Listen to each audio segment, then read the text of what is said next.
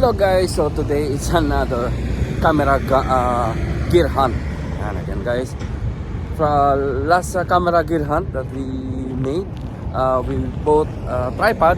We're lucky we bought a tripod, which is the Benro Benro GC169 TB1. Yeah, so I got it for 8KD. 8KD around 1,600 Kuwait dinar, 1,600 peso, but the original price is around 20,000. So today's vlog guys, again we will check what we can buy for camera gear hunt for today. So today this is our first camera gear hunt in 2023 and 2023 guys. Today is January 4 and Thursday, our day off. So then we will check again all the camera gear, camera photography gear, videography gear that we can find in Friday Market here in Kuwait. So and let's go and let's check the gears.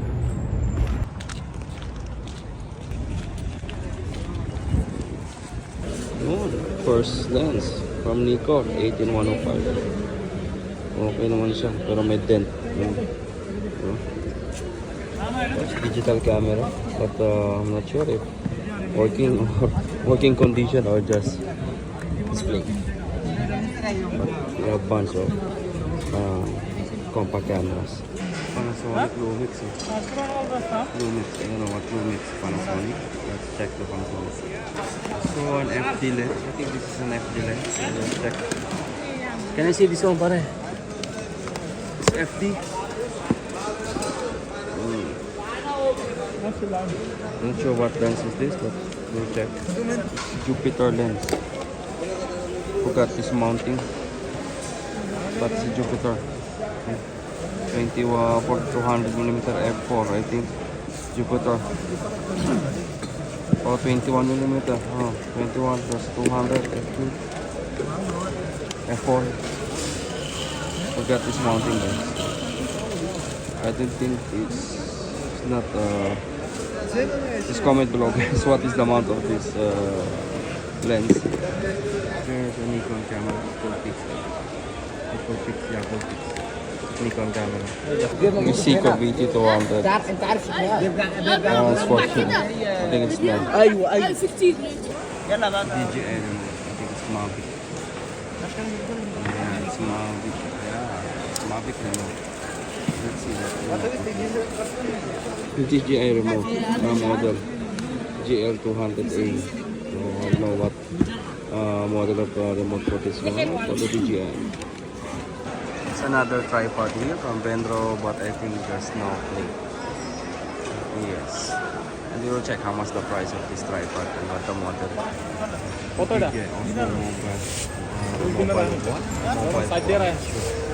mobile 2 or mobile 1 DJI. And there's a tripod here, Momax tripod. Some Momax. Let's check this Momax tripod. Pare, how much the price of this? 7KD. Canon X660 and I think it's Canon 1000 series, 1100 or 2000 series. Film camera. I think film camera. So there's a Canon 8058 805S. I think it's good for display. I shot it. Canon. Another 1855 kit lens from Canon. And the zoom it's okay, but the focusing, not sure the lens at least there's no phone jack. And it's decent. If you can bring your camera, then you can test 1855 kit lens. Another 1855 200 Nikon lens. Nice. Nikon mount. 55 200. Rebel TSI. TSI. It's like 1,200, not sure, or 500D, I think. iPhone show no iPhone scene. Yeah, it's 35K. Ayo. It's working with the battery. Okay, I think this is the M42 mount. Yeah, so we'll try to find an adapter M42 to GFX. Yeah, so we can mount this on our GFX camera. So let's take this one. I hope they can give us for 3KD. We'll try to buy it in 3KD. In peso, so 180, 360, around 500 something pesos.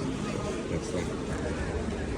So we got the Jupiter 21 200 f4 millimeter vintage lens. I believe this is from Russian lens. Jupiter vintage lens, guys. The mount is M42. So I checked in the Google and I found out there's an adapter from M42 to GFX mount. So we're gonna use this lens for our GFX camera, vintage. Yeah, for $10. $10, guys. We have the Jupiter. And that's it for today, guys. So again, our purchase for today is the Jupiter 200 f4, and it's a M42 mount again. So we'll try to purchase an adapter from M42 to GFX mount, so that we can use this. We can use on our GFX camera. So, and guys, I think that's it for today. Our first camera gear hunt of 2023. Yan. So, yan. Next time, first I want to flex my team, which is the Team Positive Vlogger. Shout out to all the members ng Team Positive. At syempre, ang ating TVK 2.0 na sila Palaboy FW, Brian Putanar, Julius at COD. Yan guys, hanggang dito na lang. Thank you, and on the next camera gear hunt again, ulit natin. Check natin kung anong gear na makuha natin. So yan, hanggang dito na lang. Thank you and mabuhay.